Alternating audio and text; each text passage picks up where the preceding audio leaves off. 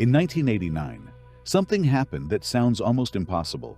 Two different bands were touring the world at the same time, both built from members of Yes, both playing the same songs, and both in different ways, presenting themselves as the continuation of the same band.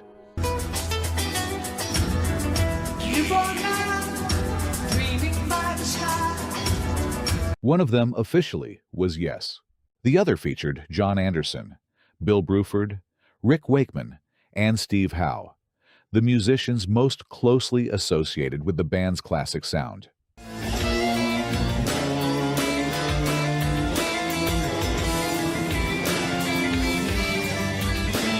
Same legacy, same audience, two competing versions, and only one of them had the legal right to the name. So the question isn't just what happened, it's this. How do you end up with two versions of the same band, existing at the same time? And more importantly, which one was actually Yes? Because this wasn't just another lineup change. It was a conflict over identity. The reason we are not called Yes and we are called Anderson Bruford Wakeman Howe is because we're trying to make a distinction. We are a new group. And also they want too much money. We are a new group that's trying to, go in a somewhat different direction to the other band, and that's what we do for a living. Was Yes defined by the name, or by the people who created its sound? By the late 1980s, those two things had split apart. And once they did, the band didn't break up. It divided.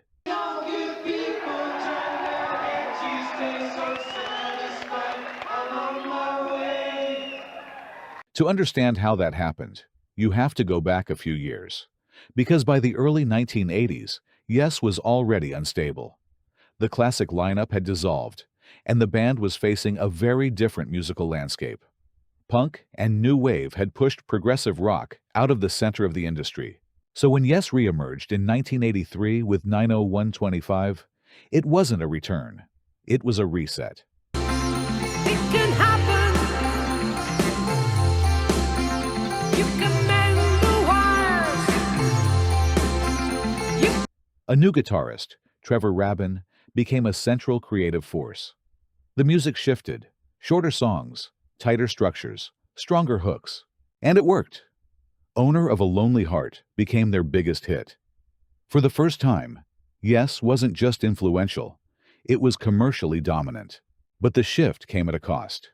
This version of the band operated differently, more streamlined, more controlled, less driven by the internal push and pull that had defined the 70s lineup. For some, that was evolution. For others, it no longer felt like the same band.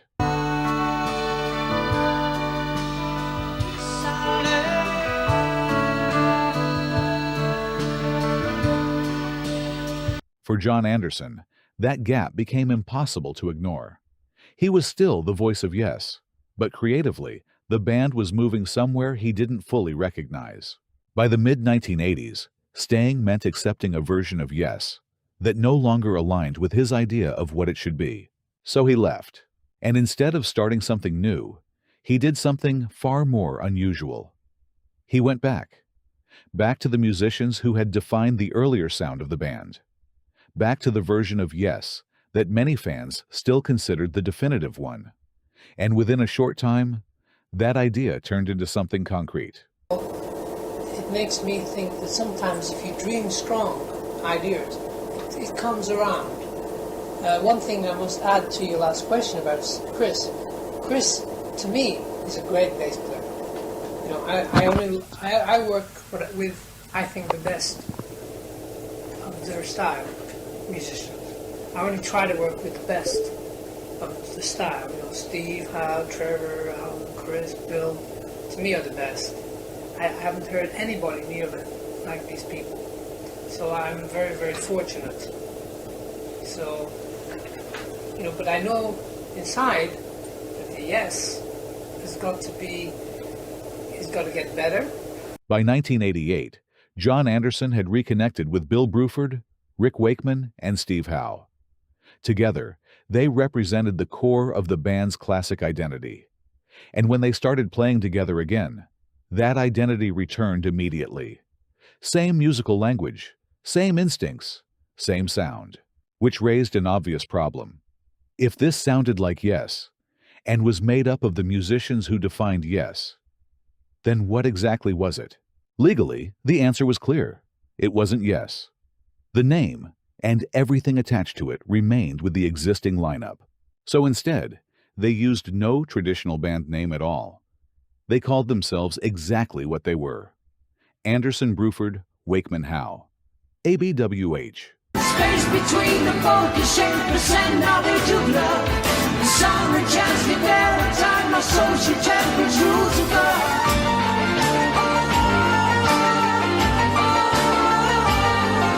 But this wasn't treated like a side project. They played the classic repertoire. They toured at scale. And for audiences, the distinction was minimal. At the same time, the official Yes still existed, which meant that for the first time, two parallel versions of the same band were operating at once, one defined by legal ownership, the other by musical identity.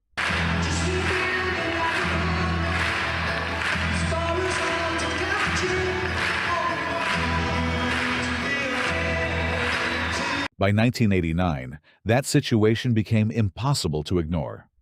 Two large-scale tours, overlapping audiences, two competing interpretations of the same band. And the divide wasn't subtle. ABWH delivered the expansive, intricate style associated with the 70s material. The official Yes, built around Trevor, Rabin, and Squire, represented a more direct, contemporary sound. The idea of being together is perfect. It's something you think about, and then all of a sudden you're doing it. Things are going well at the moment. Let's not fix it if it's not broken. This wasn't just two groups. It was two definitions of Yes. And from an industry perspective, that was unstable. Promoters saw confusion. Labels saw fragmentation. But they also saw something else, an opportunity. Because if the audience was split between two versions, then combining them could amplify the result. So pressure built from managers, from labels, from the financial side of the industry. Not necessarily to resolve the differences, but to capitalize on them. Negotiations followed, and instead of choosing one version over the other, they arrived at a different solution. Combine both.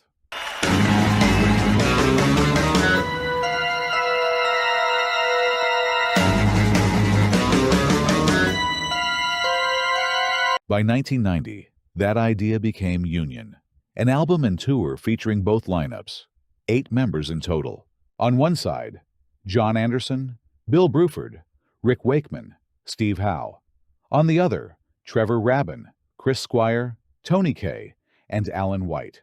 From the outside, it looked like a resolution, but it wasn't, because Union wasn't built as a unified project. It was assembled, separate sessions, different producers, minimal collaboration in some cases. Instead of resolving the conflict, it contained it. The result was uneven, and widely seen that way. Even within the band, there was little sense that this version truly worked.